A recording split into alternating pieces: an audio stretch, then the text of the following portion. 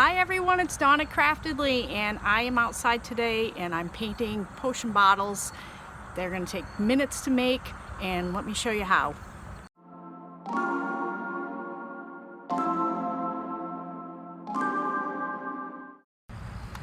So I have my 4 jars. Probably hard to see because I have rocks holding the paper down too. But what I'm going to do is I have this mirror effect spray paint, and I'm going to spritz them with a water bottle because I want some speckles, I guess. So I'll do one side at a time.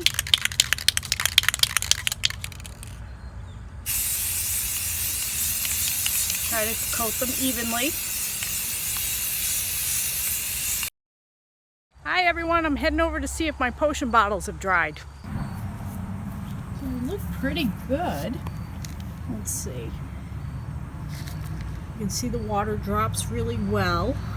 So I may do another coat on the back side of this one. They're looking really well. I think the back side needs a little more. And this one definitely needs another layer of paint.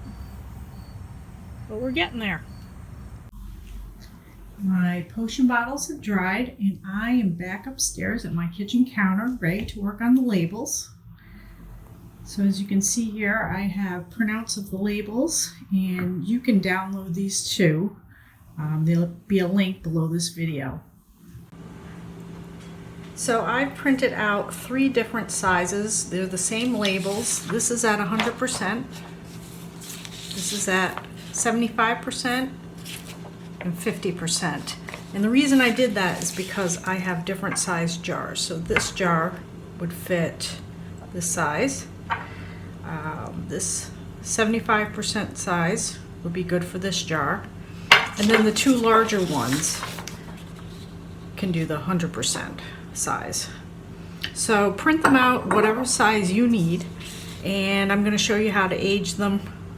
So the first thing I want to do is rip out the labels. I want them to have like a deckled edge, so a ripped look will give them more of an aged look, so that's what I'm thinking of going with. So for this label, maybe this one, we'll do Witch's Brew. So all I'm gonna do is rip them. I'm not gonna worry about anything being too straight.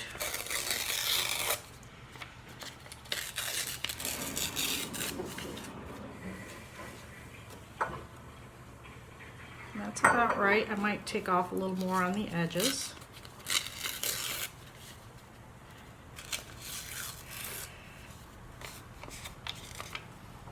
And that looks pretty good. So I'm going to finish up ripping up the other 3, and I'll come back and I'll show you the coffee technique. Now that my labels are all ready to go, I am going to apply what's called the coffee technique. I looked this up. I have never done this before, but I did do a test and it does work. I do not have instant coffee, which is what a lot of people are using, but I just dumped a coffee pod in some water and I let it sit for about 5 minutes. So I'm just going to stir it up, and I'm going to cover my labels with paper towel, and I'm just gonna apply drizzle coffee. I know it looks yucky, but it does work, and it gives it a nice brown aged look. And I find that the grounds have the most color in them, because you want to get, it just depends. If you want a lighter, use more water in your coffee, but I want it nice and thick so that I get a full darker brown color. And I'm going to cover it more with a couple more pieces of paper towel and just pat, just to distribute the color to the labels a little better. And I'm going to leave this sit just for a few minutes. I'm going to peel away peel away the paper towel in a minute.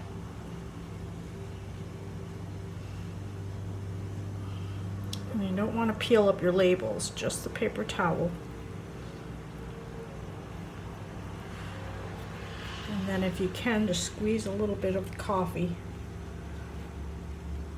Not too much, but just squeeze some onto your labels.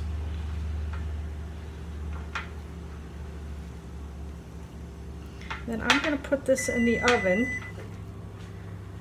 Put it in the oven at 350, and I'm going to watch it really carefully because it will burn up. So you want to just keep a good eye on it.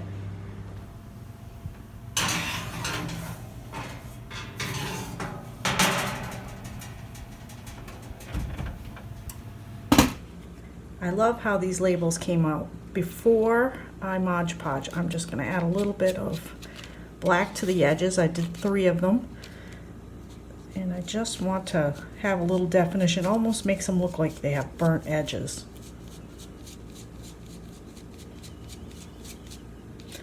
So I'm just tapping the brush off to get most of the paint off, because I don't want it too dark. And once it's dry, I can Mod Podge.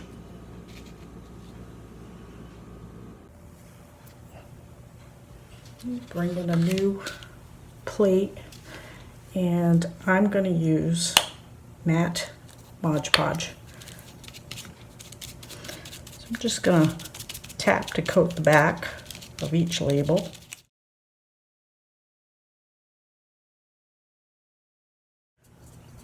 Put another layer on top.